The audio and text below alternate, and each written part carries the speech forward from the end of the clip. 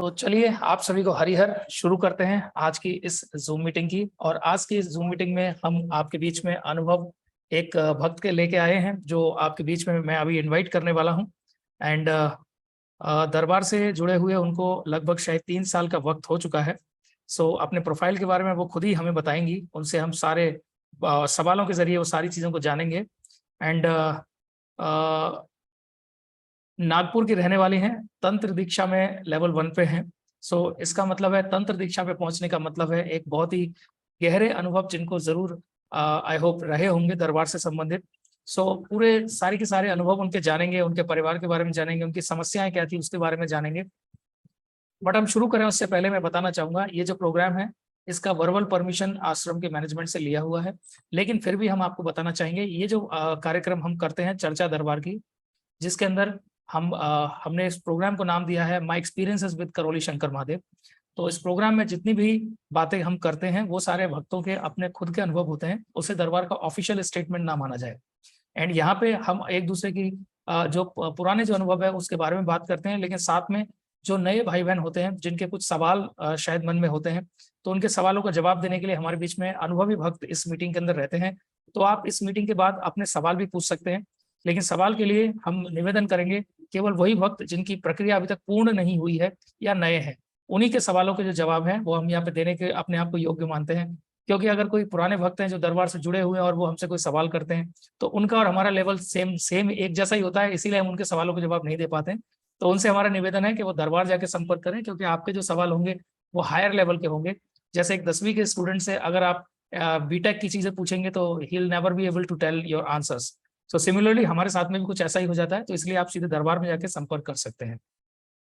तो चलिए आज अपने अनुभव शेयर की इस सीरीज में हम बुलाना चाहेंगे मौसमी रमन दीदी को, और दीदी से जानेंगे उनके अनुभव कैसे हैं इस दरबार के बारे में। तो मैं चाहूंगा मौसमी दीदी आप अपने आप को अनम्यूट करें और आप अपनी बात रखें, उसके बाद हम आपसे बहुत सारे जो सवाल हैं वो करेंगे। तो स्वागत करते हैं चैट बॉक्स में हरिहर बोल के, और आप सभी अपने आप को एक बार अनम्यूट करके हरिहर बोल के मौसमी दीदी का आप सभी स्वागत कर सकते हैं। हरिहर हरिहर। जय माँ बाबा की, जय करौली शंकर महादेव की, जय करौली सरकार की। Thank you very much everyone. So अभी मैं सभी के जो माइक्स है उसको म्यूट कर दूंगा। एंड दीदी आपसे रिक्वेस्ट करूंगा आप भी अपने आप को एक बार अनम्यूट कर लीजिए।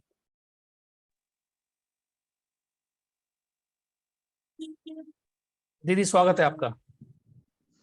जय बाबा की, जय माता जी की, जय करौली शंकर महादेव की। मेरा नाम मौसमी है, मैं नागपुर महाराष्ट्र में रहती दीदी हूँ। माफी चाहूंगा, थोड़ा सा आप कैमरा ऊपर कर लीजिए, आपका जो पूरा फेस है वो दिखाई नहीं दे रहा है, शायद मोबाइल थोड़ा सा नीचे हो गया है।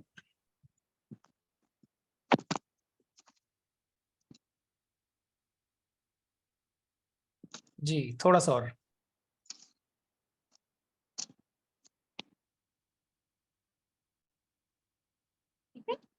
जी प्लीज कंटिन्यू करें। मेरा नाम मौसमी है, मैं नागपुर में रहती हूँ, महाराष्ट्र।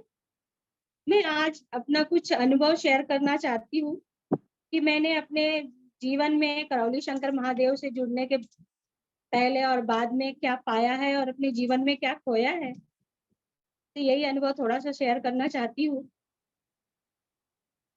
मैं अपनी जिंदगी में 2 बच्चों और अपने पति को लेके बहुत ही खुश थी। मेरे पति का कारखाना है गोल्ड ज्वेलरी का, और मेरे पति कारीगर है गोल्ड ज्वेलरी के, और काफी अच्छे से कारखाना चल रहा था। लेकिन जिस जगह कारखाना था वो जगह किराए की थी और हम लोग दूसरी जगह रहते थे।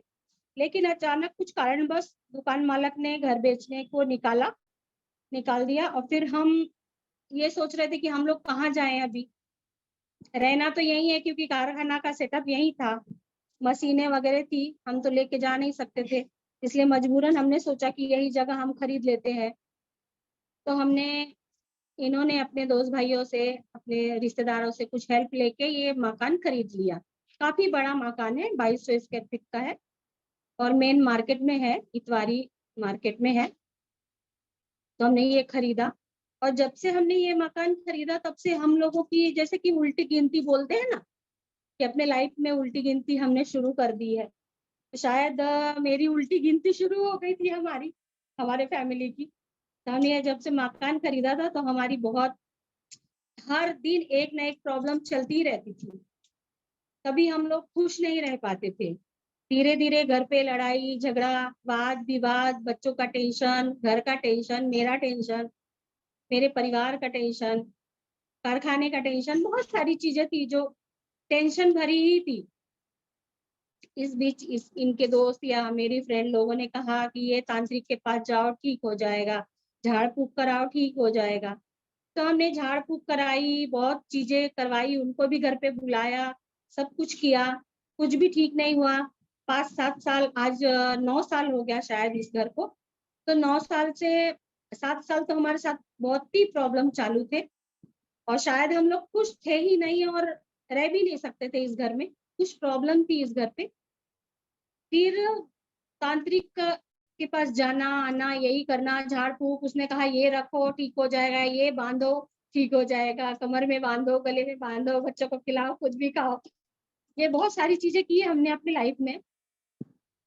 फिर भी प्रॉब्लम हर दिन बढ़ते ही जा रही थी, घटने का तो नाम ही नहीं ले रही थी। फिर हमारी एक फ्रेंड है और इनके दोस्त है सुभाष भाई, उन्होंने बताया, इवन लॉकडाउन में जब हम लोग बहुत ही परेशान हो गए थे और परेशान होके हमने सोचा कि ये बिजनेस हमारा नहीं चल रहा है तो हम कलकत्ता जाके शायद दूसरा बिजनेस शुरू करें।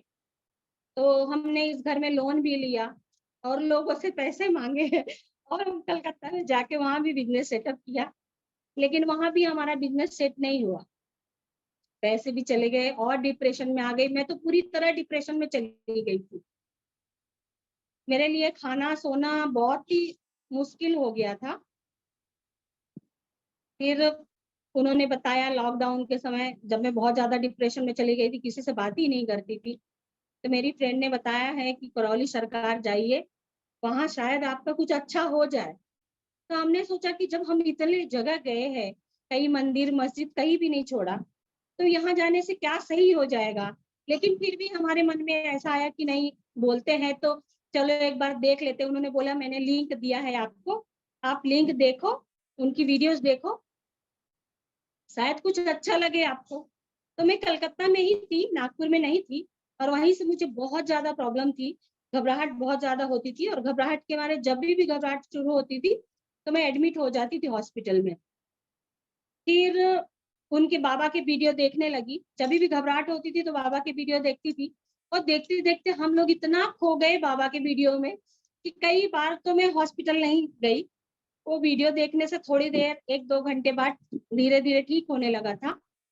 तो हमारे मन में और इच्छा जगी कि नहीं, मुझे हमें जाना ही है करौली सरकार, बाबा के दरबार जाना ही है, दर्शन करना ही है। तो लॉकडाउन था, हम लोग नहीं जा पाए। 2021 में हम लोग दिसंबर में गए, सॉरी 2022 21 में ही गए थे, दिसंबर में हम देखने गए थे। उसके बाद देख के आए, हमको अच्छा लगा, देख के सब समझ के सब आ गए। हम पैसे नहीं लेके गए थे, मायके गई थी, मेरा मायके एमपी में है, तो वहां से हम लोग चले गए थे। फिर वहां से आए, 1 महीना रहे। 1 महीने में तो इतनी उथल पुथल हो गई हमारी जिंदगी में, ऐसा लगा कि बस हम लोग वहीं जाके बसे हैं, ऐसा लगता था। फिर हमने पैसे इकट्ठे किए और हम दरबार गए, हमारी एक एक प्रक्रिया चालू हुई। और जैसे एक एक प्रक्रिया चालू हुई, 2-3 हवन किए हमने, तो जैसे कि लाइफ में और तूफान बड़े बड़े मचने लगे, बहुत और भी बहुत तकलीफें चालू हो गई। शायद मेरे घर पे ऐसी बहुत सारी चीजें थी जो हमने तांत्रिकों की दी हुई रखी थी घर पे, वो शायद हमने हटाई नहीं थी। कि धीरे धीरे वहां से जानकारी मिली, एक एक करके हटाने लगे और कई चीजें रह भी गई होगी। फिर वहां से आने के बाद यहाँ भी हमने हवन किया, घर पे भी हवन किया, वहां भी किए। फिर धीरे 7 हवन किए, 7 हवन के बाद अमावस्या किया। फिर हमको बहुत रिलैक्स लगने लगा और जो मेरा काम रुका था 2-2 3-3 साल से पेंडिंग था, तो 7 हवन के बाद धीरे धीरे धीरे धीरे शुरू होना शुरू हो गया। लेकिन घबराहट तो मेरी उसी दिन शुरू हो गई, मतलब बंद हो गई थी धीरे धीरे, जब मैंने पहला हवन किया था। उसी दिन से मुझे इतना कॉन्फिडेंस आ गया कि नहीं, हमने ये करना ही है और यहाँ से जुड़ना ही है अच्छी तरह से। अब यहाँ दरबार छोड़ना नहीं है। बाबा की मूर्ति, माँ की मूर्ति जैसे कि आँखों में बस गई है और रात-दिन हम उन्हीं के बारे में सोचते थे, वीडियो देखते थे, खाते-पीते, उठते, बैठते, सोते, जगते, जब भी वो सोते भी थे तो उनका गाना चालू करके ही सोते थे। कब नींद आ जाती थी पता ही नहीं चलता था, नहीं तो 4-4 5-5 बजे तक जगती थी मैं। मेरा बहुत ही प्रॉब्लम था और मेरे कारण सारे लोग प्रॉब्लम में थे, क्योंकि मैं टोटली डिप्रेशन में जा चुकी थी।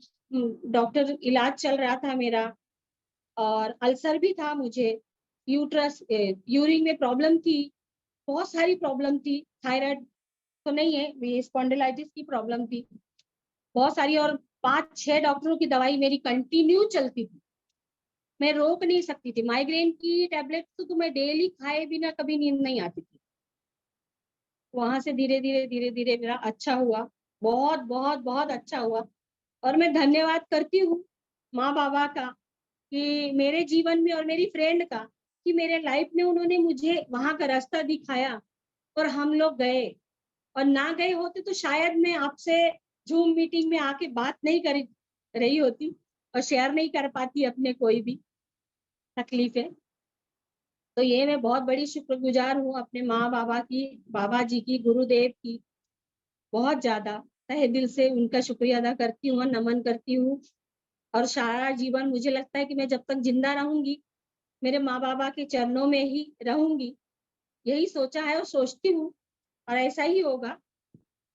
तो जो भी काम होता है अभी बस माँ-बाबा के नाम से ही होता है और मेरे सारे काम शुरू हुए। बाबा की कृपा से दुकान भी ठीक-ठाक है, चल रही है। हम लोग भी थोड़ा ठीक-ठाक है और मैंने फिर कई लोगों को जोड़ा भी है। कई लोगों को वहाँ लेके गई हूँ, सबका अच्छा हुआ है, बहुत लोगों का अच्छा हुआ है और करते जा रहे हैं। कोई भी प्रॉब्लम होती है तो कभी पूछते हैं, तो बताती हूँ मैं भी और सबको तो गाती हूँ कि बस दुनिया में कहीं कुछ है, तो सिर्फ़ करौली धाम में ही है। बाकी मुझे ऐसा कहीं नहीं लगता कि कहीं दुनिया में ब्रह्म यहाँ है, अपनी दुनिया में है कुछ भी ऐसा कि कोई किसी को ठीक कर सकता है। आज की तारीख में आपको बता रही हूँ, बहुत शॉर्टकट में बात कर रही हूँ आपसे कि डॉक्टर की इलाज बाय चांस कभी-कभार जब बहुत टेंशन लेती हूँ, तो थोड़ा बहुत कभी गोलियाँ खा लेती हूँ, नहीं तो डॉक्टर के पास जाती नहीं हूँ अभी, ऐसा ही ठीक हूँ।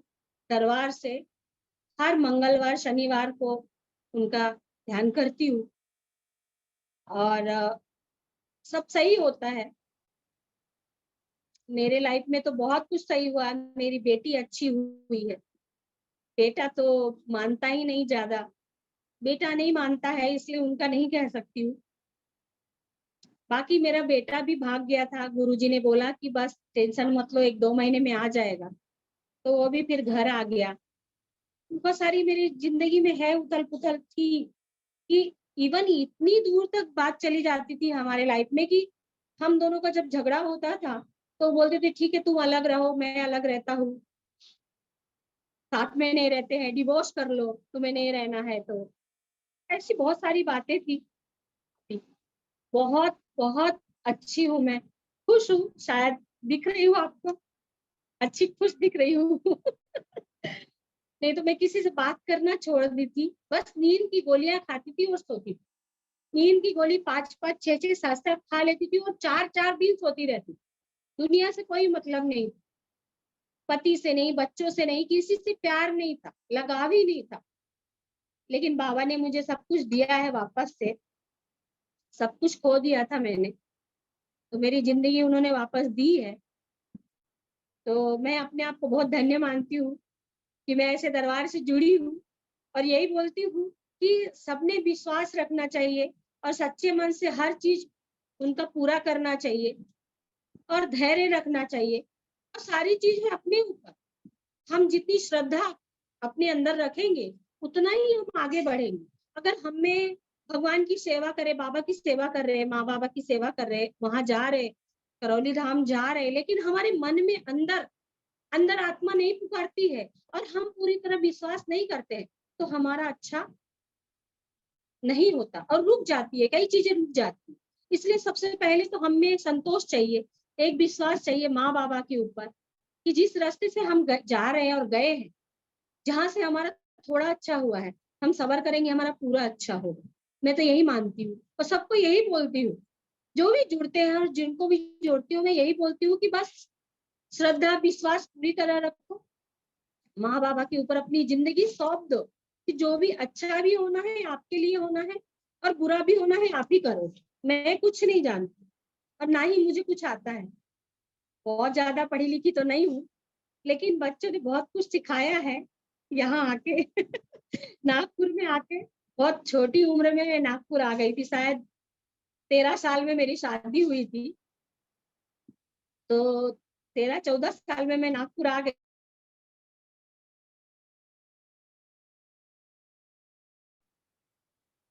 और बच्चों ने मुझे बहुत कुछ सिखाया है। बाकी मेरी लाइफ जो भी अधूरी थी उस बाबा ने सब पूरी कर दी है और कर ही रहे हैं और दे ही रहे हैं, सतत दे रहे। हमारा पेट भर रहे, मन भर रहे, मेरे बच्चों को खुश रख रहे, घर चल रहा है, एक छत के नीचे बैठी हूँ और इससे ज्यादा क्या चाहिए। और इतना भी धन नहीं चाहिए कि इंसान घमंड में चूर हो जाए, भगवान को भी भूल जाए, इतना भी नहीं चाहिए। उतना ही चाहिए जितना हमारी जिंदगी अच्छे से चल जाए और दे रहे हैं। यही है, मेरी बेटी पढ़ाई कर रही है, बीएससी फाइनल ईयर कर रही है, अभी अच्छे से कर रही है, वो भी बहुत श्रद्धा रखती है। बेटा भी पूजा करता है, लेकिन थोड़ा सा है उसमें कुछ प्रॉब्लम, क्योंकि वो उतना मानता नहीं है। अब अंदर तो किसी के नहीं जा सकते हैं, लेकिन बहुत अच्छा है, गलत संगत में नहीं है, बाहर नहीं जाता है, घर पे हालांकि कुछ काम अभी फिलहाल नहीं कर रहा, लेकिन अच्छा है। तो हम लोग बहुत खुश सुंदर हैं। दीदी। तो दीदी आपने बताया कि आप 2021 के लास्ट में गए थे, दिसंबर 2021 में गए थे आप शायद दरबार। जी यानी कि अगर अभी तक हम देखें तो आपको सिर्फ और सिर्फ लगभग 2.5 साल के आसपास दरबार गए हुए हैं, राइट? 2.5 साल भी नहीं, आई एम सॉरी, 22 और 23 चल ही रहा है, यानी कि लगभग 1.5 साल के आसपास आपको दरबार से जुड़े हुए अभी हुए हैं। नहीं, मेरे ख्याल से मैं 2020 में गई थी, मुझे इतना याद नहीं है। कंफर्म तीसरा याद नहीं साल है? चल रहा है, ओके तीसरा ओके साल ओके। चल रहा है। बिल्कुल बिल्कुल, क्योंकि बहुत सारी स्मृतियां जो हैं वो बाबा की कृपा से वो बाबा नष्ट भी कर देते हैं, तो हमें बहुत सारी प्रॉब्लम्स तो हमें याद ही नहीं रहती हम किस किस प्रॉब्लम के लिए वहां गए थे। क्योंकि जब जाते हैं तब हजारों प्रॉब्लम्स लेके जाते हैं, लेकिन जब बात आती है कोई पूछता है हमसे तो हम स्वतः ही उसमें से सैकड़ों चीजें तो भूल चुके होते हैं, क्योंकि बाबा उन स्मृतियों को भी हमारे जो है वो भुला देते हैं, जिसकी वजह से कुछ बिल्कुल चीजें हमें याद रह जाती हैं, बाकी सारी की सारी जो चीजें होती है वो हमारे माइंड से निकल जाती है, और ऐसा सभी के साथ में होता है। तो बिल्कुल दीदी मैं बिल्कुल। एक बात आपसे पूछना चाहूंगा। जैसे हमने इस प्रोग्राम को शुरू किया है, तो प्रोग्राम को शुरू करने के पीछे हमारा उद्देश्य यही था कि हम ज्यादा से ज्यादा लोगों तक पहुंचे। मैं आपसे एक सवाल बहुत सीरियसली करना चाहूंगा। आपकी जिंदगी में जो भी कुछ चल रहा था वो आपको पता है, आप कितनी तकलीफों से जूझ रहे थे। क्या होता आज आपकी जिंदगी में अगर आपकी जो सहेली है, आपकी जो फ्रेंड है, उन्होंने आपको दरबार के बारे में नहीं बताया होता? नहीं बताया होता तो मैं आज, मैंने आपको बताया है ना कि यहाँ नहीं बैठी होती, कब से सुसाइड कर लिया होता मैंने। मेरे दिमाग में एक ही बात चलती थी कि बस मुझे मरना कैसा है। और मैंने इतने प्रयत्न किए हैं, इतने प्रयत्न किए हैं बनने का, शायद नहीं गई ऊपर। बाबा की कृपा से शायद उसमें भी बाबा का कुछ रहा होगा, जो बाबा को अपने पास बुलाना था, अपने आप से जुड़ना, करौली सरकार से जुड़ाना था, इसीलिए शायद नहीं गई हूँ ऊपर। मुझे ऐसा अभी ऐसा लगता है। डेफिनेटली।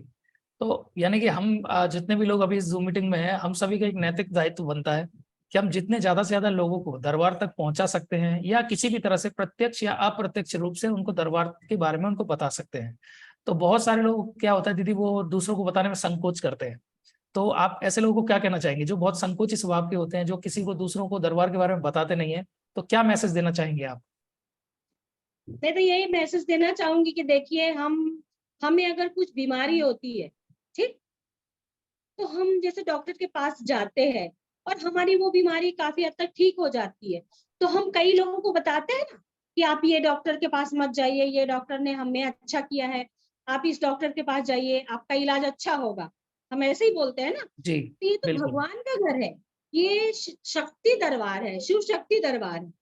यहाँ तो कोई दवाई नहीं खाना है, कोई मेडिसिन नहीं खाना है, भक्ति भाव से जानना है, वहां से जुड़ना है, तो इसके लिए शर्म और संकोच करने की कोई बात ही नहीं है, मेरी सोच से और मेरे ख्याल से। मैं बिल्कुल ज्यादा अच्छे से बोल नहीं पाती हूँ, लेकिन फिर भी मैं यही बोलती हूँ लोगों को, तो जो भी मेरे जिंदगी में घटा है मैं तो यही बोलती हूँ कि देखो, मैंने इतना कुछ किया है, मेरे लाइफ में कभी कुछ चेंजेस नहीं आए हैं, और अभी दरबार में नहीं पहुंची होती तो आज मैं होती भी नहीं थी, और शायद मेरा परिवार भी नहीं होता था।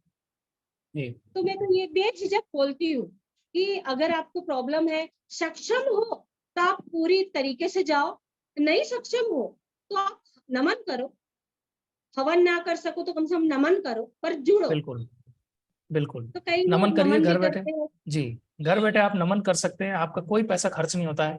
और नमन विधि बिल्कुल से हमने अपने आंखों के सामने दीदी सैकड़ों लोगों को, हजार लोगों को देखा, जिनको किस तरह से बाबा की कृपा प्राप्त हुई। 5 हवन के पुण्य मिल गए, 7 हवन के पुण्य मिल गए, 9 हवन के पुण्य मिल गए, यानी कि उनको कोई पैसा खर्च करने की जरूरत ही नहीं पड़ी। तो अगर आपको, मेरा तो कहने का मतलब है दीदी, लोग इसको पैसे से जोड़ के देखते हैं, लेकिन मैं इसको समय से जोड़ के देखता हूँ। मेरा मानना बिल्कुल है कि पैसा तो चलो सेकेंडरी चीज है, मैं तो सिंपली एक ही बात जानता हूँ, अगर आपके पास समय है तो नमन करिए, समय नहीं है तो हवन करिए। और ऐसा मैं इसलिए कह रहा हूँ क्योंकि हर व्यक्ति की जिंदगी में जो परिस्थितियां होती है वो अलग अलग होती है। कोई एकदम बिल्कुल इमरजेंसी सिचुएशन से जूझ रहा होता है, तो अगर कोई इमरजेंसी सिचुएशन से जूझ रहा है और आपके पास समय नहीं है, तो आपको उस समय बिना वक्त गवाए आपको हवन विधि अपनानी चाहिए। और हवन विधि हमारे बिल्कुल यहाँ पे 2 तरह की आश्रम में, दरबार में। 9 डे हवन आप कर सकते हैं, या फिर 1 डे हवन आप कर सकते हैं। अगर आप 1 डे हवन करते हैं तो आपको इतनी बड़ी एक विशाल ऊर्जा आपको मिलती है कि एक ही दिन में आपकी समस्याएं सारी की सारी खत्म हो जाती हैं। और दोनों की दोनों हवन अपने आप में अपने अपनी अहमियत रखते हैं, दोनों ही बहुत पावरफुल है। हालांकि हमारे समय पे 1 डे हवन नहीं था, तो हमने 9 डेज जो प्रोसेस था उसको फॉलो किया, और हमारे सभी की जिंदगी में जो कष्ट थे, तकलीफें थी, वो खत्म हो गई। और आज हम सभी अपनी जिंदगी में खुश हैं। बाबा माँ की ऐसी कृपा हमारे जीवन में सभी के साथ में है कि परिस्थितियां चाहे कुछ भी होती हो, सकारात्मक हो या नकारात्मक हो, दोनों ही आपकी जिंदगी में होना ही है, क्योंकि कर्म के बंधन है। सकारात्मकता भी होगी और नकारात्मकता भी होगी, लेकिन जब आपकी नकारात्मकता आपकी जिंदगी में होती है, ठीक वैसे जैसे आप एक अंधेरी जगह से गुजर रहे हैं, आप एक छोटे बच्चे थे, आप याद करिए, आप जब किसी अंधेरी जगह से गुजरते थे आपको कितना डर लगता था। लेकिन जब आपके पिता का हाथ आपके साथ में, आपके पिता ने आपका हाथ पकड़ा हुआ है, आपकी माँ ने आपका हाथ पकड़ा हुआ है, तो क्या आप किसी भी अंधेरे में जाने से डरते थे? तो सवाल का बिल्कुल जवाब बिल्कुल डेफिनेटली बिल्कुल नहीं, क्योंकि हमें वो कॉन्फिडेंस रहता था कि मेरे पिताजी मेरे साथ है, मेरी माँ मेरे साथ में है। तो इनको बोलिए थोड़ी देर में कॉल करेंगे।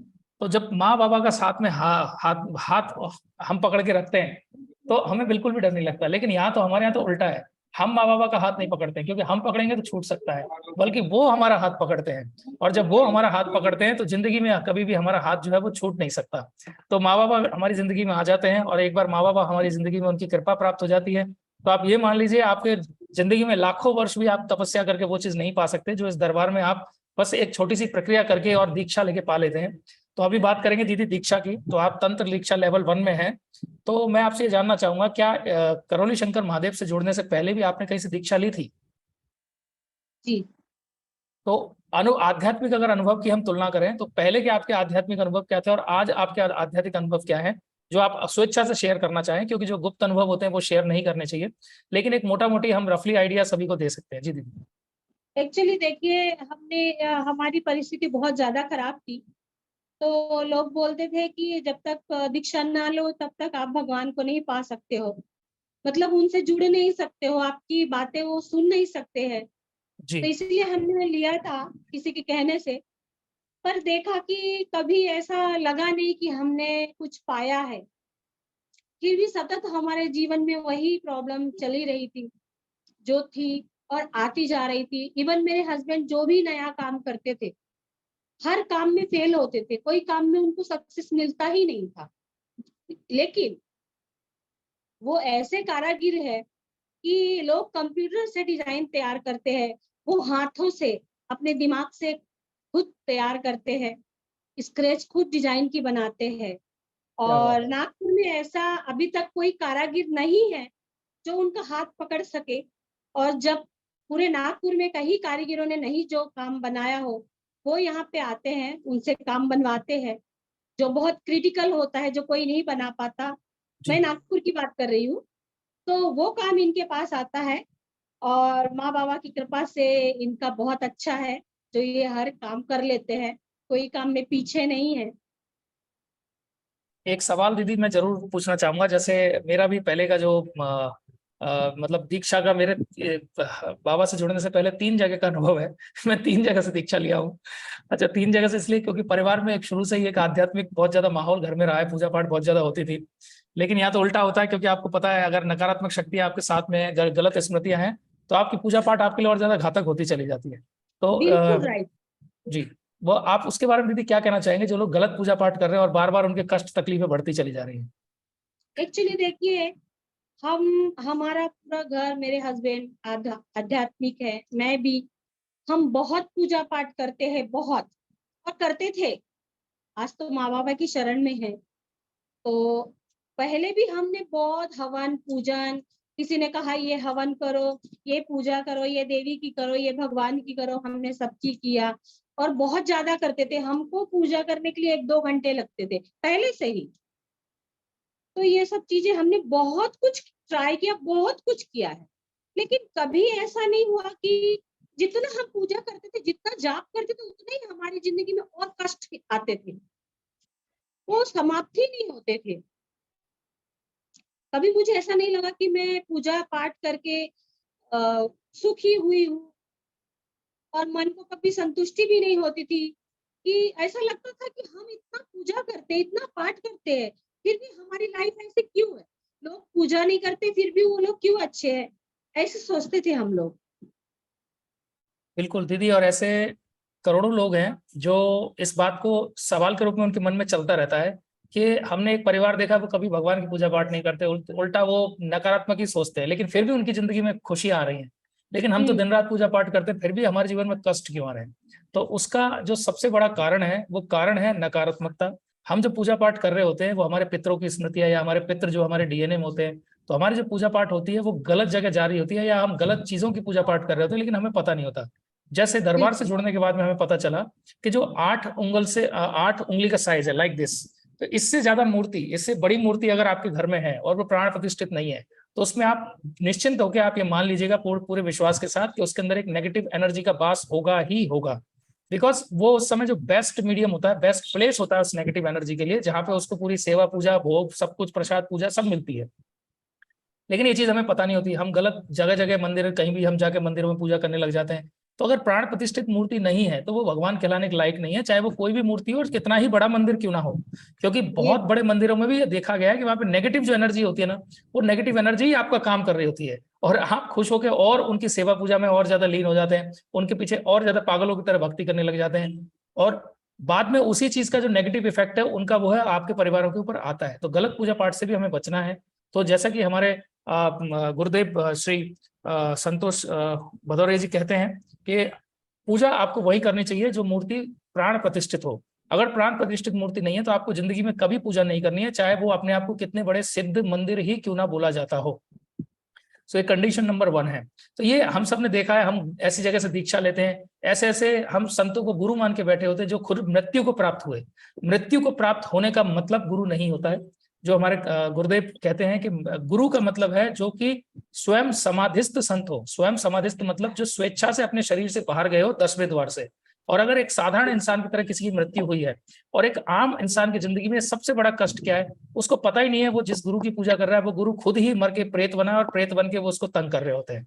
और इसीलिए हम जिस गुरु के लेके माला हम बैठे हुए हैं, जितना ज्यादा हम जाप करते जा रहे हैं उतने ही ज्यादा हमारे जीवन में कष्ट बढ़ते जा रहे हैं। कष्ट क्यों बढ़ते जा रहे हैं? क्योंकि वो भी मर के प्रेत बने और आपकी उन्हीं की जो दी हुई जो माला है उसका आप सिमरन कर रहे हैं, भजन कर रहे हैं। तो इसीलिए आप किसी भी गुरु से जुड़े, अगर समाधिस्थ संत है तो वो आंख बंद करके आप वहां पे भरोसा कर सकते हैं। लेकिन अगर वो समाधिस्थ संत नहीं है, नॉर्मल एक इंसान की तरह उनकी मृत्यु हुई है, क्योंकि समाधिस्थ संतों की जो श्रृंखला होती है, दिस इज अ सीरीज, एक सीरीज की तरह होता है। जैसे अगर हम बात करें हमारी पूजनीय माँ कामरू कामाख्या, जो स्वयं कामाख्या माता की सेवक थी, उन्होंने कामाख्या माँ की सिद्धि ली, सिद्धि लेने के बाद उन्होंने पूरी समाधि स्वेच्छा से समाधि ली, और इसीलिए वो पूर्ण संत है। उसके बाद हमारे जो गुरुदेव है परम पूजनीय पंडित श्री राधा रमण जी मिश्र, जिनके डीएनए में हम अब शामिल हो चुके हैं।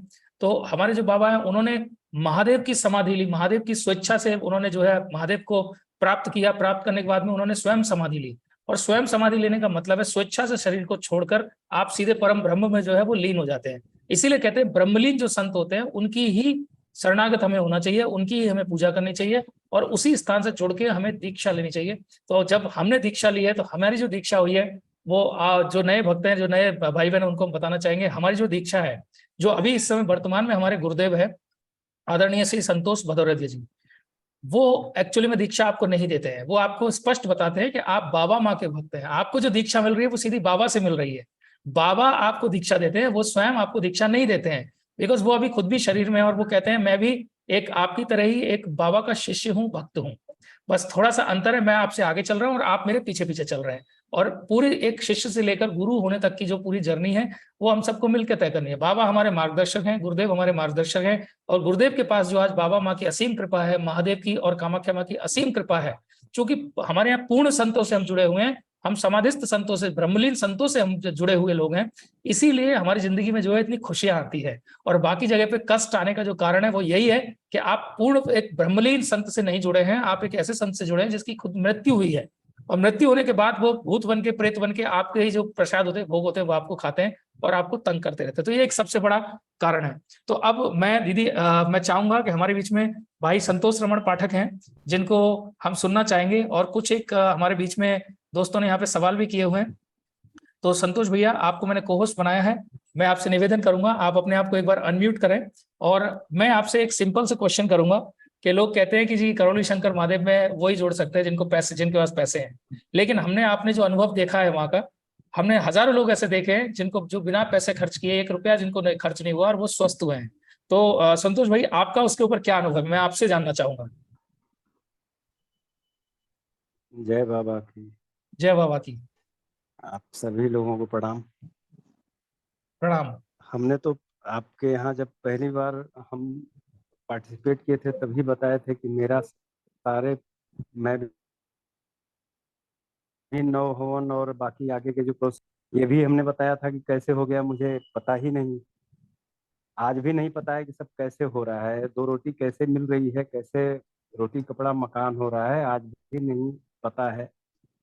सब बाबा करते हैं, मेरा इतना ही इसके विषय में। और जहाँ तक पैसे न रहने की बात है, बाबा जी हमारे पैसा वैसा नहीं देखते हैं, आपके भाव देखते हैं। अगर आपके भाव बहुत ही गहरा भाव है अगर बाबा के प्रति, माँ के प्रति, तो आप खींच लिए जाते हैं वहां पे।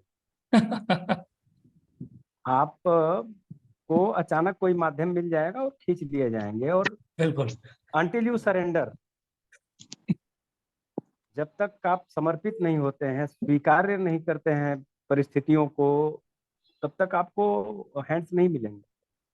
और स्पष्ट अनुभव है मेरा, मैंने पिछले अनुभव में भी आपसे, आप लोगों से चर्चा की थी इस बात की, हालांकि बहुत थोड़े में चर्चा की थी। और बहुत सारे अनुभव हमारे मित्रों के भी हैं जो पहुंचे हैं, और क्या थे क्या हो गए। अब ये तो धीरे धीरे सीरीज आपकी चल रही है, धीरे धीरे सामने आएगा, हम भी आपको उनसे इंट्रोड्यूस करवाएंगे, उनको सामने लाएंगे, जैसे आप हम कर रहे हैं वो भी करेंगे। बहुत सारे लोग हैं। तो दरबार कैसे करा देता है, अब ये तो आश्चर्य होता है, और जब तक आश्चर्य नहीं होता है तो बाबा का मतलब क्या है, अगर आपको आश्चर्य न हो। बहुत सुंदर, बहुत सुंदर, हालांकि आश्चर्य गुरुदेव न। कहते हैं कि आश्चर्य नाम की कोई चीज नहीं होती है दुनिया में, लेकिन हम जैसे जी। लोगों के लिए तो आश्चर्य है। हम तो एक जादू देख के आश्चर्य कर लेते हैं, तो यहाँ तो बाबा स्वयं अदृश्य रूप में सब कुछ आपके सामने प्रस्तुत कर देते हैं, आपको सारी सुविधाओं से लैस कर देते हैं। आते ही किसी किसी को वनडे हवन का पुण्य अभी भी मिल रहा है। क्या चाहिए आपको, कौन बिल्कुल। कौन कर रहा है सब।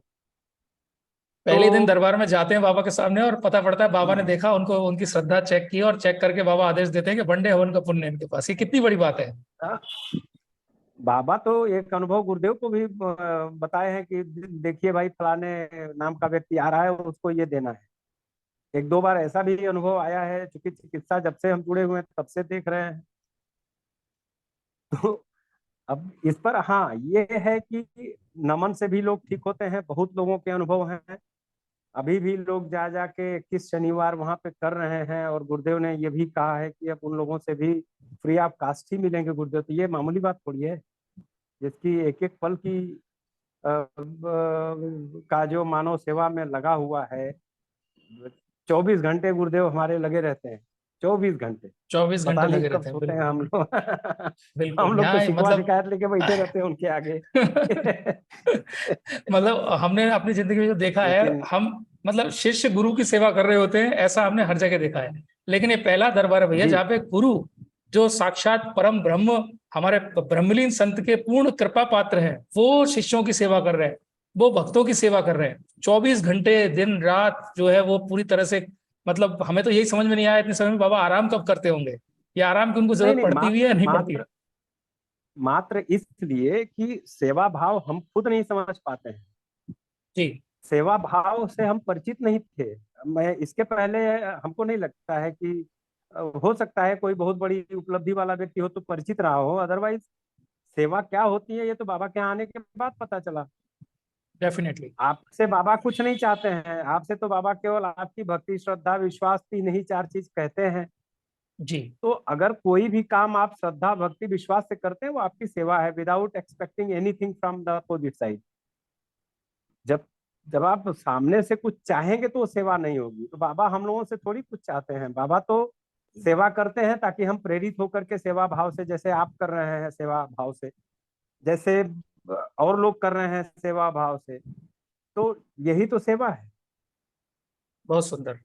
तो संतोष भाई हमारे बीच में एक क्वेश्चन आया है, अगर किसी गुरु भाई बहन के कोई क्वेश्चन हो तो आप चैट बॉक्स में डाल सकते हैं या फिर आप हैंड रेज कर सकते हैं, हम आपके सवाल लेने वाले हैं। तो उससे पहले हमारे बीच में एक सवाल रखा है हमारे बीच में देवेश साहू भाई ने, जो पूछ रहे हैं संकल्प कैसे करें, सही तरीका बताइए। जी, हमसे अगर पूछा जा रहा है तो मेरा तरीका, मैं अभी कल एक शायद आपने ही किसी को फोन नंबर मेरा दिया था, जी उन्होंने जी हमसे राजस्थान से थी, गुरु बहन थी, व्हाट्सएप के जरिए, तो हमने कहा था कि आपको कॉल करनी पड़ेगी, व्हाट्सएप से नहीं हो पाएगा क्योंकि कितना लिखेंगे हम, कितना आप बताएंगी। तो उन्होंने कॉल बैक किया तो यही चीज इन्होंने अपनी परेशानियां गिनानी शुरू की। तो हम सब करते हैं, सब कुछ करते हैं, सारी प्रक्रिया संकल्प वगैरह सब कुछ हम करते हैं। तो हमने कहा कि भाई हमारा तो है कि हम डेली संकल्प करते हैं प्रतिदिन, क्योंकि परेशानियां प्रतिदिन की हैं। हेलो, जी जी जी आप बोलिए लोग प्लीज, मुझे आ रही है सुन आवाज। पा रहे हैं यस जी? यस यस आ रही है। तो 10 मिनट के अंदर वो कन्विंस हो गई कि नहीं ये है। तो मैं क्या करता हूँ भैया, प्रतिदिन पूजा करने के समय ही मैं सिक्का जरूर रखता हूँ अपने घर में, जितनी भी 5 का 2 का 1 का जो भी सिक्का होता है वो मैं लेके प्रतिदिन संकल्प करता हूँ किसी भी तरह की स्मृति को काटने की। और ऐसा नहीं है कि आज हमने कर लिया तो कल नहीं होगा, ये गलत फहमी है। हम रोज खाते हैं, रोज व्यवहार करते हैं, रोज समाज में निकलते हैं, रोज निगेटिव एनर्जी इकट्ठा करते हैं। अगर हम रियलाइज करें तो जरूरी जैसे रोज का खाना है वैसे ही रोज का संकल्प होना चाहिए। तो बात उनको समझ में आई। और संकल्प कैसे करें, कोई विधि नहीं है, आंख बंद करिए, हाथ जोड़िए, संकल्प हो गया आपका। आप जुड़िए तो पहले बाबा से कहिए, आप ऐसे ही कहिए, कोई औपचारिक बाबा से कहने की जरूरत नहीं है, अनौपचारिक रूप से कहिए। हम तो कहते हैं कि बाबा देखिए ये परेशानी है हमारी, प्रार्थना भी है और पूजा के समय संकल्प भी है। प्रार्थना ही आपकी संकल्प बन जाती है, संकल्प ही आपकी प्रार्थना बन जाती है। तो ये तो हमारे खुद के ऊपर है कि हम कैसे कैसे में जाएंगे। तो विधियों में जाएंगे तो थोड़ा हम विधियों से अलग रहना चाहते हैं। भाव मतलब भाव जितना प्रक्षेपण जितना आप कर भाव, दीजिए, जी जी भाव। बिल्कुल, भाव से जी आप समर्पण जी, जितना कर यही देंगे और अपनी प्रार्थना के लिए अपने मन से जो प्रार्थना आप करते हैं वो बाबा स्वीकार करते हैं। बस और इतना। इसके अलावा मैं चाहूंगा आप जिनका भी ये प्रश्न है वो जी केवल जी इतना ही जान लें, जिनका ये प्रश्न है उनके लिए, भाई साहब के लिए इतनी ही जानकारी अधिक होगी, बहुत होगी, कि हर बात आपकी सुनी जाती है दरबार में, हर बात आपकी बाबा सुनते हैं, हर मांग आपकी बाबा पूरी करते हैं। बस आपके पास धैर्य होना चाहिए, बहुत इसके सुंदर, अलावा कोई विकल्प नहीं है हमारे पास। बहुत सुंदर, बहुत सुंदर। जब विकल्प ना रह जाए उसी को संकल्प कहते हैं, जो बाबा ने हमें कहा है, जी, पूर्ण भाव से पूर्ण विकल्प श्रद्धा से रहेगा आप तो जो संकल्प मांगेंगे बाबा प्रगाढ़ देते होगा हैं। ही नहीं जी। बिल्कुल, बहुत जी सुंदर। अच्छा, मैं जानना चाहूंगा संतोष भाई के अभी जो लाइव जो संकल्प हमारा होता है, मंगलवार का जो संकल्प होता है, उसमें बाबा जो है जी वो नए भक्तों को भी संकल्प कराते हैं।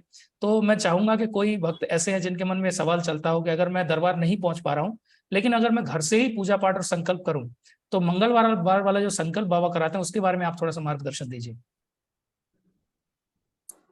मंगलवार वाले में तो सबसे पहले जो प्रक्रिया पूर्ण करनी है, पहला संकल्प उनका होता है। हालांकि हमें लगता है कि अगर जो नए भक्त जुड़े रहते हैं वो केवल संकल्प सुनते रहें, आंख खोल के सुनते रहें, कहीं नहीं, उस संकल्प को दोहराए नहीं, क्योंकि खतरनाक हो जाता है, क्योंकि प्रक्रिया में नहीं है, अभी नए नए जुड़े हैं। लेकिन सुनना जरूर चाहिए उनको, जी ताकि आगे जब वो प्रोसेस में जाए तो उनके लिए आसान हो जाए। दूसरा संकल्प होता है जो 9 तक कर चुके हैं, अब सारी प्रक्रिया नहीं पूर्ण चुके, बीच में कहीं रुके हुए हैं, तो उनके लिए होता है। और तीसरा वाला होता है जो वो नए जुड़े हुए लोगों के लिए होता है, तो उसमें तो करना चाहिए। और मैं यही बताता हूँ कि उससे जुड़े रहिए आप, वो संकल्प से जुड़े रहेंगे तो आगे का रास्ता साफ होता है। और हुआ है, कई लोगों का रास्ता साफ हुआ है, पता नहीं कैसे पहुंच गए, हमसे फोन करके बताते हैं कि हम पहुंच गए। बहुत बहुत just we can not believe on this, बहुत सुंदर। ऐसी ऐसी चीजें हुई। जी, चैट बॉक्स में मैंने सभी भाई बहनों को दरबार का जो ऑफिशियल यूट्यूब चैनल है उसकी लिंक दी है। और इस चैनल पे जब आप जाते हैं तो लाइव सेक्शन में आप जाइएगा। जिस समय हमारा संकल्प चल रहा होता है आश्रम का, आमतौर पर जो मंगलवार को रात को 9 बजे का टाइम रहता है आप सभी के लिए, कभी 9, कभी 9:15, 9:30 तक बाबा कनेक्ट होते हैं। 9 बजे का वैसे टाइम रहता है नॉर्मली। तो लाइव सेक्शन में आप जाके सीधे सीधे संकल्प से जुड़ सकते हैं। लेकिन एक बात और यहाँ पे ध्यान रखना है कि संकल्प हमेशा लाइव, जब बाबा लाइव कराते हैं, आप वीडियो से अगर संकल्प कर रहे हैं तो बाबा जब लाइव संकल्प कराते हैं तो उसको लाइव ही करना है, वीडियो को बाद में देख के संकल्प नहीं करना है। क्योंकि जितनी भी शक्तियां होती है वो उस समय बाबा के आदेश पर आपके घरों में जो है वो एक्टिवेट होती हैं, सक्रिय रहती हैं। तो एक्टिव रहती बाबा है। जब आदेश देते हैं तो वो आदेश रूप में वो सारी शक्तियां आपका जो है वो काम करती हैं। सो चलिए आगे बढ़ते हैं। एंड दीदी, मैं आपसे जानना चाहूंगा, आज किसी भी घर में चले जाइए, हर घर में जो है वो पति पत्नी के बीच में एक बहुत बड़ा झगड़ा, गृह कलेश बना ही रहता है। तो आपका अनुभव उसके बारे में थोड़ा डिटेल में बताइए, क्योंकि हमारे बीच में ऐसे भाई बहन बहुत होंगे या उन्होंने अपने घर में अपने माँ बाप के साथ में ये सिचुएशंस होती देखी होंगी। क्योंकि ये एक ऐसी समस्या है जो पितृदोष के कारण बहुत घातक बन जाती है और परिवार टूटते हैं।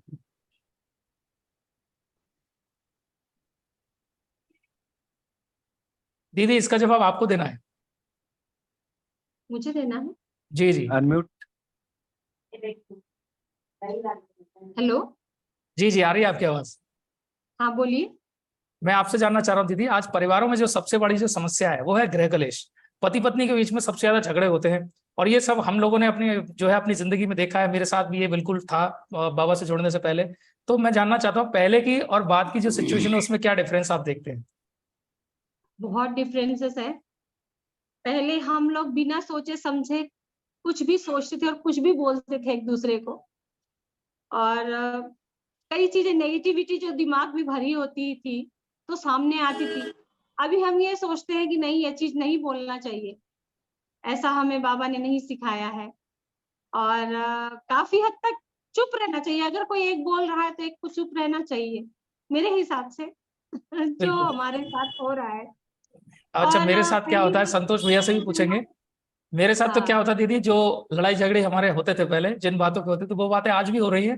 लेकिन जैसे ही कुछ भी ऐसा करते हैं ना तो दोनों हंस जाते हैं, वो भी हंस जाती है और मैं भी हंस जाता हूँ।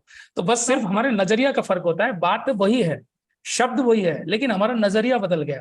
पहले वो शब्दों को हम कटाक्ष के रूप में मारते थे और कटाक्ष के रूप में ही स्वीकारते थे। लेकिन आज उन्हीं बातों को हम मजाक के रूप में बोलते हैं और मजाक के रूप में ही स्वीकार करते हैं। और चूंकि जो हमारा संकल्प होता है, संकल्प में बाबा ने एक आदेश कर रखा है कि जितने भी यहाँ पे जो जो लोग हैं उन पूरे परिवार के बीच में, सिर्फ पति पत्नी में नहीं, पूरे परिवार में इतना प्रेम भर दिया जाए कि इनको एक दूसरे के बिना चैन ना पड़े।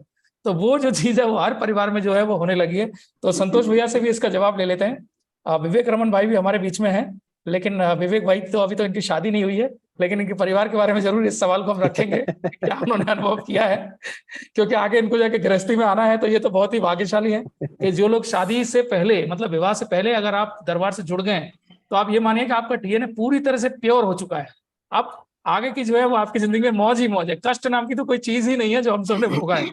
जी संतोष भैया, आपका क्या अनुभव है इस बारे में। भैया देखिए, हमें लगता है जब कोई भी क्लेश, झगड़ा, मनमुटाव, या कह लीजिए जो कुछ भी आपस में होता है, वो किसी भी रिश्ते में हो, कि किसी एक रिश्ते में बंध के नहीं हम देखते हैं। जी तो हमको ऐसा लगता है, हालांकि आज लगता है, जब बाबा से जुड़ गए हैं तब लगता है, इसके पहले नहीं लगता था, कि हम जितना लड़ते हैं या जितना ये कुभाव भाव का प्रक्षेपण करते हैं, वो सब लगता है कि व्यर्थ है, बेकार का है, बिल्कुल जो कि आपके जीवन को मटियामेट कर देते हैं। और उसका एक कारण होता है ईगो क्लैश, अहंकार का, बस इसके अलावा कुछ है ही नहीं। और डेफिनेटली अहंकार से रहित होना मतलब अपने आप की अपने अपने जो तथाकथित व्यक्तित्व है उसका मर्डर करना। जी। बड़ी गहराई से हम अहंकार से जुड़े होते हैं और बड़े महीन महीन अहंकार होते हैं। सिर्फ देखने की जरूरत है, सेल्फ एनालिसिस की जरूरत है।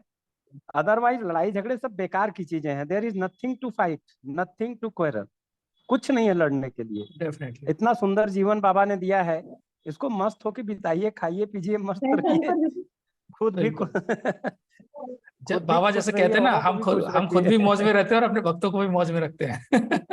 बिल्कुल बिल्कुल बिल्कुल रहते हैं। लेकिन क्या है बहुत कि अभी सुंदर। हम लोग चिकित्सा के प्रोसेस में है। अभी धीरे धीरे जब तक बुद्धि के द्वार खुलेंगे, हृदय के द्वार खुलेंगे, जैसे जैसे गहराता जाएगा वैसे वैसे खुद हम चैतन्य होते जाएंगे। चिंतन में जी चलिए, चिदानंद हो हम। बहुत सुंदर। तो दीदी एक चीज और मैं पूछना चाहूंगा, आपको कुछ सर्टेन डिजीजेस थी, जैसे आपने बताया स्पॉन्डिलाइटिस की प्रॉब्लम थी, माइग्रेन की प्रॉब्लम थी, और क्या आपको प्रॉब्लम्स थी दीदी?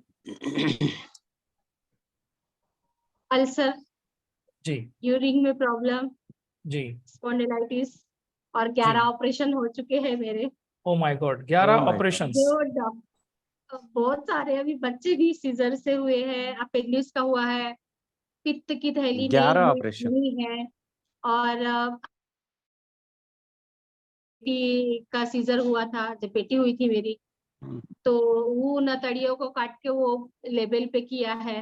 तो मैं हमेशा 12 महीने 30 दिन बीमार ही रहती थी, बीमार ही रहती थी ज्यादातर। तो पर बाबा से जुड़ने के बाद मैं संकल्प करती हूँ, और संकल्प में मेरा वही मेडिसिन, मेरा संकल्प है बस।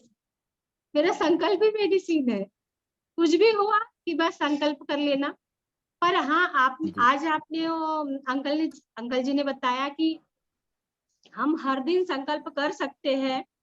तो पहले करती थी, लेकिन अभी कुछ दिन मतलब पता नहीं था कि मतलब डेली कर सकते हैं। तो ये चीज आज पता चली है कि हम रोज कर सकते हैं संकल्प, क्योंकि हर दिन हमारे सामने नेगेटिविटी होती है, आती है, तो जी हम हर दिन कर सकते हैं। तो ये चीजें जरूर करूंगी मैं, कि हर दिन संकल्प करूं। बाबा को हर दिन बोलती तो हूँ, बट पैसे रख के संकल्प नहीं करती हूँ। तो आज से मैं वो हर दिन का संकल्प करूंगी बाबा से, क्योंकि हम लोग ना कई नेगेटिविटी लोगों से जुड़े होते हैं, जी जी और जुड़ना हमारी मजबूरी भी होती है ना, क्योंकि जी। हमारे आसपास जो काम करने वाले लोग होते हैं, तो वो लोग तो साफ नहीं होते ना। बिल्कुल हम तो अब दरबार जाके साफ हो गए, जैसे साफ सुथरे हो गए, लेकिन वो लोग तो नहीं होते, उनके अंदर तो नेगेटिविटी होती है जो हमारे अंदर आती है। तो इसीलिए डेफिनेटली। हमारे हिसाब से कि डेली करना चाहिए संकल्प, रोज करना चाहिए। बहुत सुंदर। तो जैसे हम पूजा पाठ और डेली करते हैं, वैसे ही हाँ, हमें बाबा में माँ में मन मेरा लगा के मेडिसिन तो संकल्प डेली कराना चाहिए। बिल्कुल बिल्कुल बिल्कुल मन बहुत लगा के सुंदर। संकल्प करना चाहिए। और मेरा मेडिसिन तो वही संकल्प है। बहुत सुंदर। तो आज की इस मीटिंग के अंदर आपके बहुत सारे अनुभव, अच्छे अनुभव हमने सुने, और जैसा कि मैं हमेशा कहता हूं कि जब भी हम कोई भी जूम मीटिंग करते हैं, सारे भक्तों के अनुभव सुनते हैं, तो हमें हर मीटिंग से बहुत सारी चीजें नई सीखने को मिलती हैं। हालांकि हमें लगता है हमें दरबार से जुड़े हुए 4 साल हो गए, हम मंत्र दीक्षा पे हैं, हम तंत्र दीक्षा पे हैं, लेकिन बहुत सारी चीजें ऐसी होती हैं जो हमसे ऊंचे लेवल के जितने भी भक्त हैं उनसे भी सीखने को मिलता है, जो नए भक्त हैं उनसे भी हमें बहुत कुछ सीखने को मिलता है। बहुत अच्छा। तो मैं चाहूंगा कि आप सभी इस जूम मीटिंग में ऐसे जुड़े, और हम बुधवार को और इतवार को सप्ताह में हम 2 दिन प्रयास करते हैं आपके बीच में कुछ नए भक्तों को आपके बीच में लाने का, उनके अनुभव आपके बीच में शेयर करने का। अभी पिछले जो सप्ताह, अभी जो संडे गया था, तो हमने जो विशाल रमन चौरसिया भाई थे, उनके भी हमने अनुभव हम सभी के बीच में शेयर किए। उससे पहले संतोष भाई के अनुभव हमने शेयर किए, और जल्दी हमारे बीच में एक और बहुत सुंदर भजन गायक हैं जिनका नाम डॉक्टर मोहन कमल है, संदीप भाई राजपूत है, पलक बहन है। तो ऐसे सभी लोगों से मेरी अभी चर्चा होगी, तो उन सभी से भी हम निवेदन करेंगे कि वो भी इस प्रोग्राम में आएंगे और आपसे जो है वो अपने अनुभव साझा करेंगे। तो मुझे लगता है, जी जी बिल्कुल। बहुत सारे भाई यहाँ लिख रहे हैं कि नई नई बातें हमें मीटिंग में आके पता चलती है। बिल्कुल। तो एकदम ऐसी स्थिति हो जाती है, हम तो जिस माहौल में हम रहते हैं ना, वही माहौल में हम रम जाते हैं। तो इस मीटिंग का उद्देश्य यही है, बाबा माँ की कृपा सभी के जीवन में आए। नए भक्तों को आप जरूर जोड़िए। टेलीग्राम ग्रुप मैंने बनाया है, क्योंकि मेरा ये एक लक्ष्य मैंने लिया है कि टेलीग्राम ग्रुप पे हम 2 लाख लोगों को एक जगह पे जोड़ सकते हैं। सो सभी लोग इसमें सहयोग करें। सब लोग, जितने मैक्सिमम लोग आप जोड़ सकते हैं, इस टेलीग्राम ग्रुप में जोड़िए। क्योंकि व्हाट्सएप ग्रुप में क्या होता है, आपकी एक लिमिट होती है, उस लिमिट से आगे आप नहीं जा सकते। लेकिन यहाँ पे कम से कम हम 2 लाख लोगों को एक साथ जोड़ सकते हैं। और जब 2 लाख लोग एक जगह जुड़े हुए होंगे, तो आप कभी भी आपके जो भी एक्सपीरियंस होंगे, जब हम लोगों तक शेयर करेंगे, तो एक बार में अपनी बात 2 लाख लोगों तक पहुंचा सकते हैं। तो मैंने आपको चैट बॉक्स में लिंक दी है। सो इस लिंक पर जाकर आप सभी इस ग्रुप को ज्वाइन करिएगा, टेलीग्राम ग्रुप को। और जो ये आज का जो रिकॉर्डिंग है दीदी का, वो भी बहुत जल्दी आपको ग्रुप्स के माध्यम से मिल जाएगा। सुंदर रमन भाई लिख रहे हैं, ये प्रोग्राम बहुत ही यूजफुल है सभी भक्तों को, चाहे वह न्यू भक्त हो चाहे पुराने, सभी को इसमें ज्वाइन होना चाहिए। बहुत बहुत धन्यवाद सुंदर भाई। और हमने इस प्रोग्राम को इसीलिए डिजाइन किया था, क्योंकि इस प्रोग्राम से हमारा कोई भी किसी से कोई फाइनेंशियल कहीं भी लाभ लेना नहीं है। और इसीलिए इस प्रोग्राम को हम आपके बीच में जूम पे लेके आते हैं, सो दैट आपके जो क्वेश्चन आंसर हो, आपसे रूबरू हम बात कर सकें, डायरेक्ट आप चर्चा कर सकें, अनुभवी भक्तों से आप सीधे सीधे बात कर सकें। क्योंकि मैंने अपने नंबर जो है कुछ ब्लॉग्स में लिख रखे थे, तो बहुत सारे कॉल्स आते थे।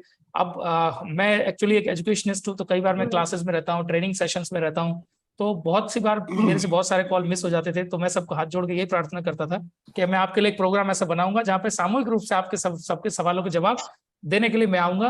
लेकिन बाद में मुझे रियलाइज हुआ है कि मैं अकेला काफी नहीं हूँ, क्योंकि मेरे पास इतने एक्सपीरियंस नहीं है। तो मुझे धीरे धीरे आप जैसे अनुभवी लोगों को साथ मिला, और मिलके हमने सबने ये प्रोग्राम बनाया। और ये प्रोग्राम हम सभी का है, बाबा माँ का है।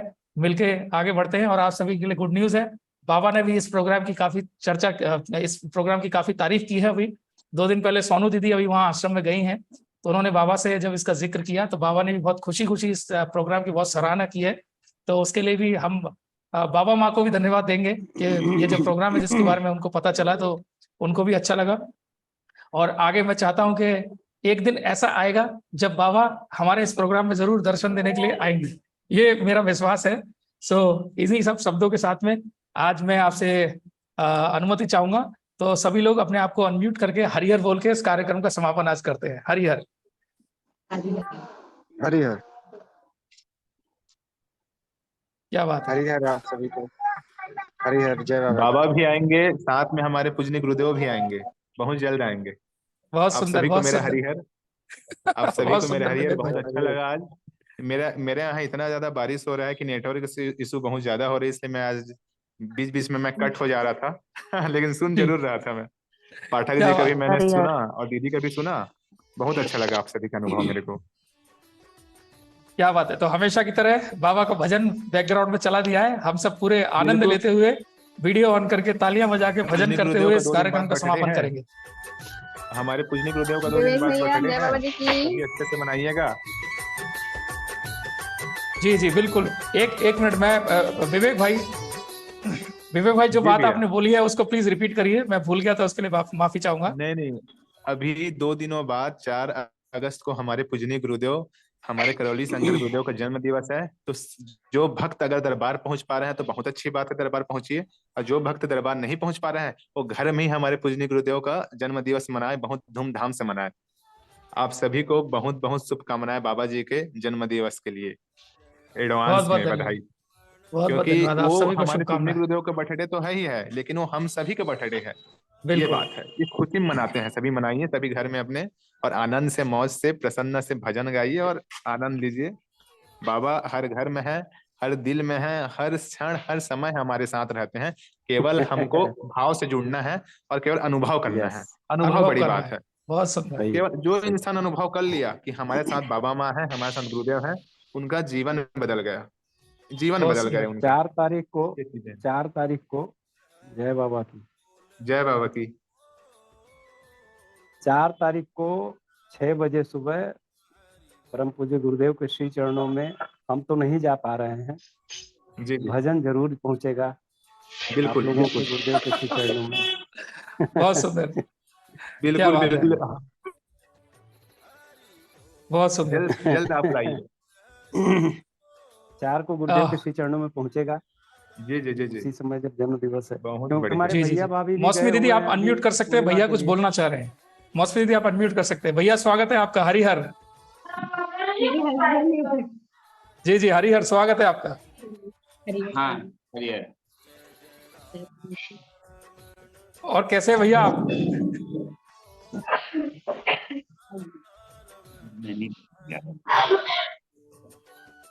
और कैसे हैं भैया, बाबा की कृपा से मौज आ रही है कि नहीं? बहुत बहुत अच्छा है, सब कुछ ठीक है, सब बढ़िया। बहुत अच्छा, सुंदर। तो जय बाबा आप की। जय बाबा की, जय माता जी की। अच्छा, ये प्रणाम वही आपको भी। है क्या जो पौधा आपका लेकर भजन हम आए हुए सुनते थे? हैं हमेशा। मतलब एक चीज है विवेक भाई, इस प्रोग्राम को खत्म करने का मन ही नहीं करता है। नहीं नहीं, मन नहीं जी करता है। जी जी। हम तो चाहते हैं कि हम बोलते ही रहें।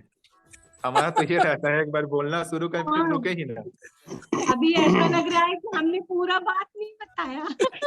पूरी बात नहीं की, मन को सुकून नहीं मिला। नहीं नहीं, कोई बिल्कुल बात नहीं। हर हफ्ते आना है और ऐसी बातें करना है, प्यारी प्यारी अपने अनुभव बताना है सभी भक्तों को, सभी नए भक्तों को, सभी को गाइडेंस करना है। और जितना हो सके दरबार की जानकारी, जो भटके हुए प्राण, जो भटके हुए लोग हैं, सभी को बतलाना है और दरबार से जोड़ना है। इससे गुरुदेव इसीलिए तो इसका नाम बहुत चर्चा दरबार की रखा गया है विवेक भाई। बिल्कुल बिल्कुल बिल्कुल। और इससे सभी को पुण्य प्राप्त होगा। और हमको पुण्य का आस नहीं लगाना है कि हम किसी को बताएंगे तो बाबा हमको पुण्य देंगे। आप केवल अपना कार्य करिए, वो अपना कार्य करेंगे, बहुत जोरों से जी करेंगे। जी जी, ये मेरा बिल्कुल सही अनुभव है। बात। बिल्कुल हमको पुण्य निस्वार्थ का भाव लालच से। नहीं करना है। पुण्य का लालच करना ही नहीं है हमको, केवल कितने लोगों का हम सेवा कर सकें, कितनों के हम हेल्प कर सकें, ये बस तो एक बार इंसान बिल्कुल सोच लिया बिल्कुल ना, सही बात। उसका लाइफ चेंज होते समय नहीं लगेगा। ये मेरा बिल्कुल बस अनुभव है। बाबा से यही रिक्वेस्ट है कि जल्दी जल्दी अपना जो जिम्मेदारी है घर परिवार का, ये थोड़ा थोड़ा जल्दी जल्दी क्लियर हो जाए, हम थोड़ा रिटायर हो जाए और बाबा के पीछे चले जाए, वहीं लग जाए सबके, जो अपन बिल्कुल। कर्तव्य जो हमसे देखिए, बन पड़े। हमारे हमारे बाबा से यही पूजनीय रिक्वेस्ट है गुरुदेव कि बोल जल्दी जल्दी हमको जी जी रिटायरमेंट करे यहाँ से, जी जी, हमारे पूजनीय घर गुरुदेव परिवार बोलते की हैं, जिम्मेदारी जल्दी खत्म हो। आप हमारे पूजनीय गुरुदेव बोलते हैं हमेशा, आप जहां भी रहें, केवल आपको केवल वीडियो भेज देना है, उसी में आपका काम हो जाएगा। आप जहां बिल्कुल जिस एरिया में है, हमारे आसपास भी बहुत ऐसे लोग हैं जो बहुत तकलीफ में हैं। तो हमको जी केवल अगर दिखा तकलीफ में कोई इंसान, तो उसको केवल बताना है दरबार की जानकारी कि ऐसा ऐसा है यहाँ दरबार, आप वहाँ चले जाइए, आप वहाँ स्वस्थ हो जाएंगे। वीडियो भेज दीजिए उनको, उनको बोलिए आप संकल्प करिए मंगलवार का। यकीन मानिए, केवल इंसान संकल्प कर लेगा भाव भक्ति समर्पण करके, तो उसका काम घर बैठे होना शुरू हो जाएगा। फिर वो इंसान आपको स्वयं बिल्कुल आगे से फोन करेगा कि हमको दरबार पहुंचाइए, हम कैसे जाएं, रास्ता क्या है। तो हम तो यही बोलते हैं इंसानों को, कोई भी इंसान अगर हमसे पूछता है कि दरबार का क्या है, मैं उनको बोलता हूँ कि घर बैठे आप नमन करिए पहले, क्योंकि नमन में वो शक्ति है ना। केवल बिल्कुल इंसान में पहले जाके हवन कर लेता है, नहीं, पहले आप समझिए दरबार को, जीरो समझिए कि दरबार में क्या होता है, क्या स्टेप है, क्या करना है, क्या नियम है। और पहले पहले लोग करते हैं सीधा हवन कर लेते हैं, फिर भटकते रहते हैं, परेशान में रहते हैं, परेशानी में रहते हैं। तो नहीं, पहले हमको नमन से आगे बढ़ना है, भाव भक्ति समर्पण लाना जी, है। पहले इंसान भाव समझना भक्ति है। समर्पण ले आया, बिल्कुल उसके भाव तो बाद उसका सबसे बड़ा काम चीज कोई है, रुक ही नहीं पाएगा। टेंशन मैं तो कभी बोल रहा हूँ, नहीं रुक जुड़ेगा। पाएगा। मैं तो डेफिनेटली दावा करता हूँ कि केवल आप भाव भक्ति समर्पण से मांग लीजिए बाबा को, ऐसा कोई काम नहीं है जो पूरा नहीं होगा। ये मेरा दावा है, और ये है तो है। बहुत सुंदर, बहुत सुंदर, बहुत सुंदर। तो विवेक भैया अब थोड़ी देर भजन कर लिया जाए और कार्यक्रम का समापन बिल्कुल किया जाए। बिल्कुल जी जी जी। क्या बात है। तो बिल्कुल चलिए सभी बिल्कुल। लोग लास्ट में वीडियो जी ऑन जी करके बाबा का भजन चलेगा और सब लोग बैठे बैठे तालियां बजा के अपने जगह पे ही भजन कर सकते हैं। जी जी। जय जय राम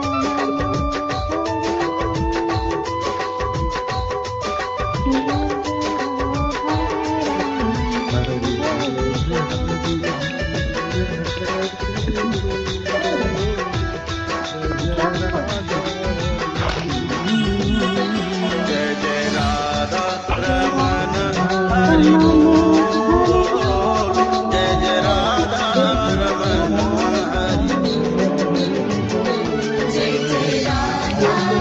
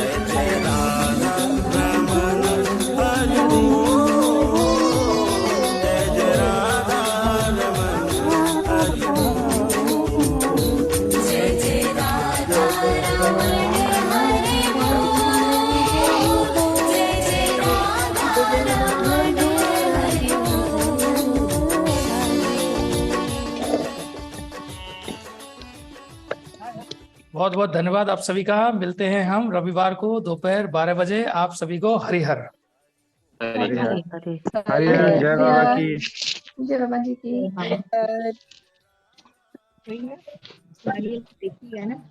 हाँ वो